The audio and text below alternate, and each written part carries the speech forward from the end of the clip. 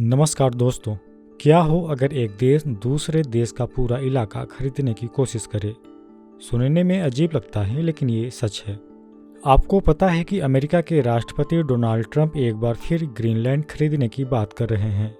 लेकिन सवाल ये है कि आखिर ग्रीनलैंड में ऐसा क्या खास है जो अमेरिका उसे पाना चाहता है। चलिए आपको बताते हैं। ग्रीनलैंड जो डेनमार्क के अधीन एक स्वायत्त क्षेत्र है, अमेरिका के लिए रणनीतिक रूप से बेहद अहम है। ये आर्कटिक में स्थित है, जहां से अमेरिका अपनी मिसाइल डिफेंस और समुद्री व्यापार को मजबूत कर सकता है। और आने वाले समय में जब आर्कटिक की बर्फ और तेजी से पिघलेगी, समुद्री व्यापार के नए रास्ते खुलेंगे, जिसमें ग्रीनलैंड अमेरिका के लिए फायदेमंद साबित हो सकता है। लेकिन ये कहानी यहीं खत्म नहीं होती। ग्रीनलैंड में मौजूद है दुर्लभ खनिज यानी रेयर अर्थ एलिमेंट्स। ये वही तत्व हैं जिनसे इलेक्ट्रॉनिक्स, बैटरियों और हरित तकनीक के लिए जरूरी उपकरण बनाए जाते हैं। यूएस जियोलॉजिकल सर्वे के डेटा के मुताबिक ग्रीनलैंड के पास करीब 1.5 मिलियन टन दुर्लभ खनिजों का भंडार है। ये लगभग उतना ही है जितना अमेरिका के पास खुद 1.8 मिलियन टन है। लेकिन एक ट्विस्ट है इस कहानी में। ग्रीनलैंड में फिलहाल कोई भी रेयर अर्थ माइनिंग नहीं हो रही।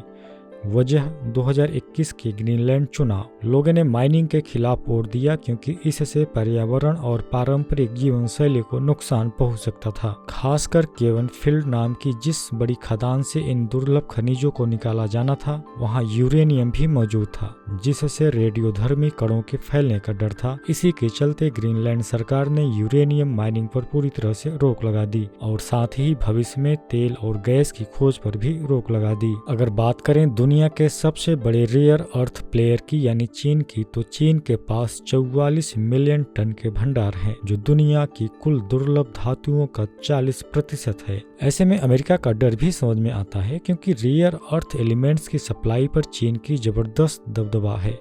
और शायद यही वजह है कि अमेरिका ग्रीनलैंड पर अपनी पकड़ मजबूत करना चाहता है। तो ये सिर्फ एक आइसलैंडिंग आइलैंड खरीदने का मामला नहीं, बल्कि वैश्विक राजनीति, व्यापार और भविष्य की टेक्नोलॉजी की जंग का हिस्सा है। क्या ग्रीनलैंड अमेरिका के हाथ लगेगा या ग्रीनलैंड अपनी स्वतंत्र नीति बनाए रखेगा? ये तो वक्त ही बताएगा। तब तक के लिए आप इस खबर पर अपनी राय हमें कमेंट्स में बताइए और देखते रहिए हमारा चैनल अराइज टाइम।